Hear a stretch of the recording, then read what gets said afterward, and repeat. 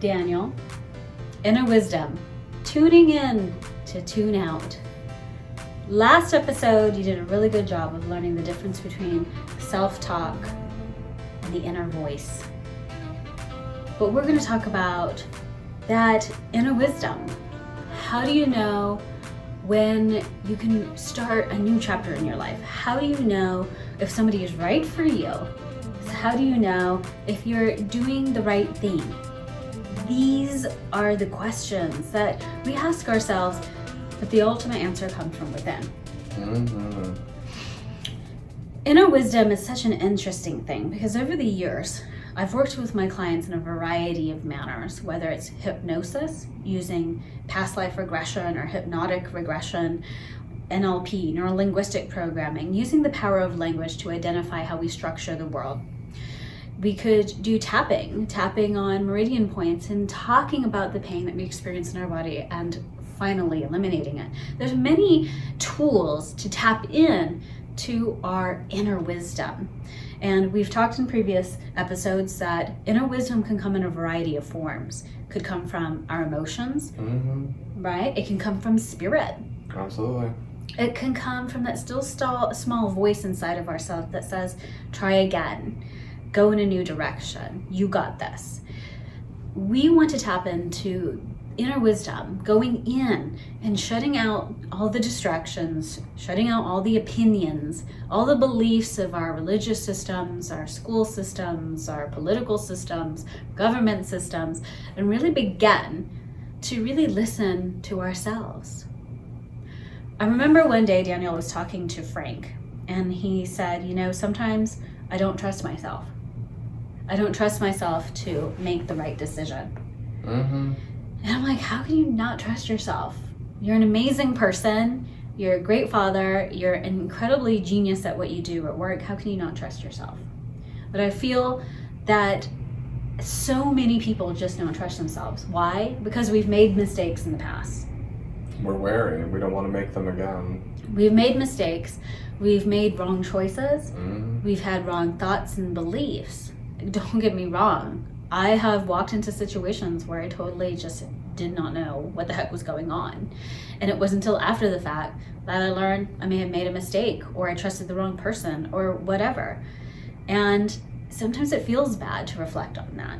And then you go into a situation and then you're just like, well, how can I trust myself? I let myself down in the past. And I'm probably going to let myself down in the future, and I'm probably going to let down others too. And it's better to just not do anything than to let other people down. Amen. That is a very tough thing to talk about for a lot of people. Yeah. It's a hard subject because that inner trust is the biggest thing ever. You have to be able to use that wisdom to be able to make that decision. Mm-hmm. You have to be able to look at that wisdom as a sign for you. Yeah. Because everything you feel inside of yourself is the wisdom. Every time you go to make a decision and you have that feeling, that's your wisdom telling you, okay, you're doing the right thing. Mm-hmm.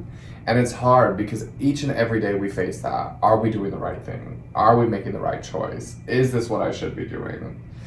But we already know the answer. Mm-hmm. We're just afraid to trust it. And I know that one because sometimes you're in a pickle and you're like, oh my gosh, what do I do?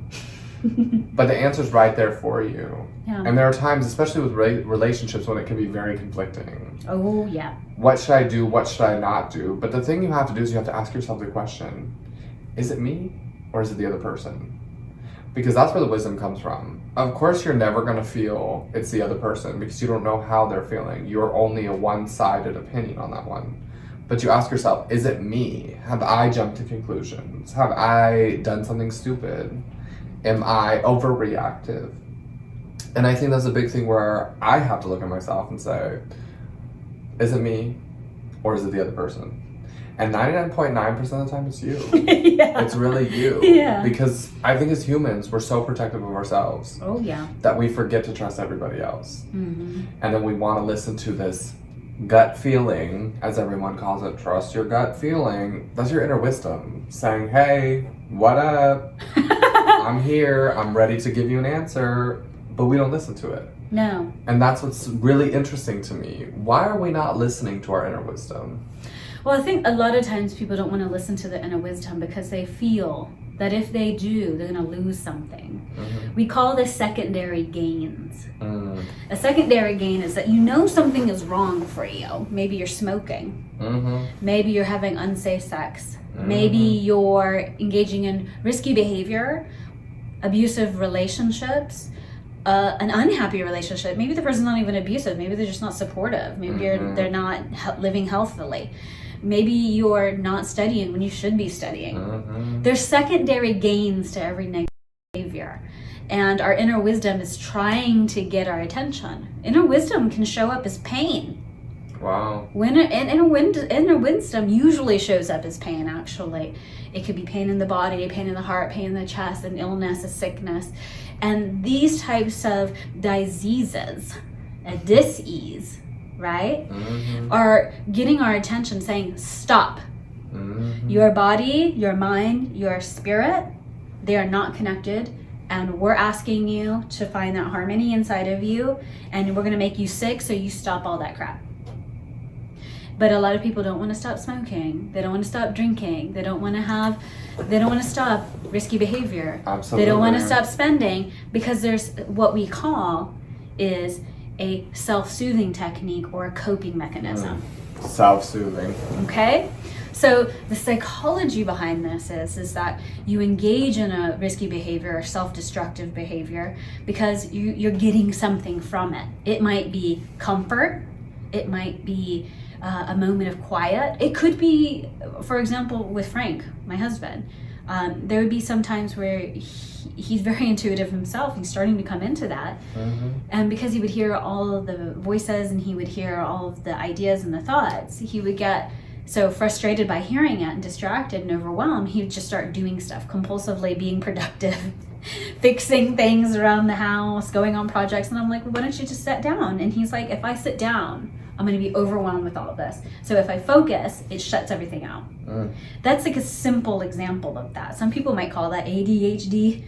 And but it's really you being in tune to spirit, to your intuition, into your body, to your inner wisdom. Your inner wisdom, the minds of others. Mm-hmm. There's a lot going on there. You could be in an unhealthy relationship with someone because that person gives you money, that person gives you a place to live, that person makes you feel safe. Oh, please, we've all done that. Mm-hmm. We've stayed in relationships too long because we're getting something out of it. So always ask yourself, am I feeling pain? Mm-hmm. Oh, that's inner wisdom trying to talk to you. That's the wisdom of your physical body trying to get your attention. Am I feeling suffering, emotional suffering? Am I crying? Am I feeling angry? Am I feeling confused, overwhelmed? That's another way your inner wisdom is talking to you. Are you getting signs? We talked about this with speaking to the universe. Signs precede, they don't follow. If you're thinking of something like, I need to change jobs, or I want to go on vacation, and then all of a sudden you get a pamphlet in the mail saying you won a free vacation, and you actually really did, it's not a scam. And you get this vacation, or a friend says, hey, you know what, like, this is on me, this treat's on me, like, that's a gift. And it's your inner wisdom saying, yes, this is it. This is affirming you. Mm-hmm. So there's a variety of ways to tap in and tune into yourself. Absolutely. But it's important, as we've talked about in the previous episode of self-talk, is to learn to recognize when you're just talking to yourself and repeating the same old dialogue from the past versus is something happening inside of me and my mind and my heart and my body that's trying to get it out. That's deep. You're having a moment here, I know. That's good. I mean, it really hits home with me because there's a lot of times when I feel this inside of me that needs to come out. I feel like I need to be more open, and it affects your everyday life, especially with the relationships. I mean, if you're not expressing how you feel, nobody will know. And if you go a long time with somebody and you haven't been communicative, you're the problem. Mm-mm. There are signs there that you should read. I mean, period. Mm-hmm. I mean, I could see it every day that there are things that we need to be open and honest with ourselves about. There are things that we need to listen to have that talk about. And it's eye-opening. It's a good catch. You know what I'm saying? Well, our inner wisdom presents itself in a variety of ways. I think that our soul is so persistent in trying to get our conscious mind's attention that it will literally do anything. A car accident, a health scare, a relationship issue, a career issue, a financial issue. There are no health issues in life. There are no money or financial issues. There are no love issues. It's me issues. Whoa, that's whoa. It's a me issue. That's a big thing. Because it is 99.9% of the time, the problems we have or that we get into is because of ourselves. Yeah. We put ourselves in that bind. Oh. We put ourselves in that rut. Oh, yes, we do. And there's no one to blame. You can't blame the other person. It's you. It's you who did it to yourself because you didn't listen. Yeah, when we hurt ourselves, we cut, we do drugs, we might overexert ourselves physically with sport, we drink, we do all sorts of things to try to numb the sound of our inner wisdom. We just want it to go away. Shut up. Leave me alone. Leave me alone. I don't want to feel this pain. So we smoke, we drink, we engage in risky behavior, we scroll on Instagram all day long, we fight with people on Facebook. Amen. That's me. We do all of these things to just shut that voice down. And instead we're listening to other voices. And that's why it's tune in and tune out. And to really tap into that inner wisdom. Tune into what's important and tune out to what's not. Yeah. That's a big thing. That's a big, big thing that everybody needs to learn. But what do you think people could look forward to tuning in? Like, what should they look for when they tune in? Well, we have talked about in the previous episode about attitude. We talked about attitude as like if you're noticing, it's a me problem. I'm not feeling good. I'm not bringing my best. My relationship is not bringing my best. Then we need to think at some ways of getting that energy out. Because the energy wants to come out. You are a life-giving force. The energy in you wants to come out. It could be a destructive force or it could be a constructive force. We are the yin and the yang. We are the black and the white. We got it both inside of us. The power to destroy, the power to create, the power to kill, the power to restore to life. We have it within us and it needs to be expressed. But the good news is that we can turn any kind of force into a constructive, powerful force, a healing force. And so taking a nap, having a dream, journaling, going for a walk, listening to music, these are good, healthy steps towards tuning into your inner wisdom. Now, there will be points if you begin to develop your intuition and the virtue inside of yourself, because you cannot develop a strong frequency or hearing to your inner wisdom if you're not willing to live an honest, healthy life. Absolutely. So virtue in and of itself is a part of tuning into yourself. Now, it doesn't mean not having sex and not eating pork, sorry. But it means really turning into the goodness in yourself. It means tuning into the goodness in others, even when you don't want to see it. Oof, there's some people on those Facebook political posts that you're thinking, this does not feel like a good person. But it takes a lot of courage to see the virtue in others. So being a virtuous person just means seeing the good in yourself and others is par for the course and part of the process of tuning into your inner wisdom. I love that. Because if you're seeing that this is not an others problem, it's a me problem, it's a spiritual issue, it's a mental challenge, it's a physical response to what is imbalanced and out of harmony inside my mind and in my spirit, my heart, then you can start to tackle it and you realize I don't have any problems in life. I have errors in my logic, I have blocked feelings, and it's time to just and give myself what I need. Because a lot of the repression that we experience in our life is just a repression and denial of our needs. Can I get a name? So that's the question, is are you tuning into your inner wisdom? And I think, honestly, Daniel, you coming into terms with, wow, I realize a lot of the problems in my life were because of me. Mm-hmm. That's a very powerful step. It's a big thing to be able to admit.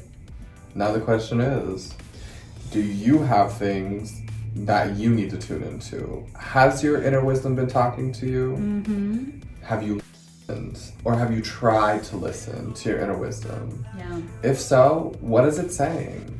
Are you feeling troubled by it? Do you need help understanding? Mm-hmm. Let us know. We're curious. Yeah, we'd love to hear it.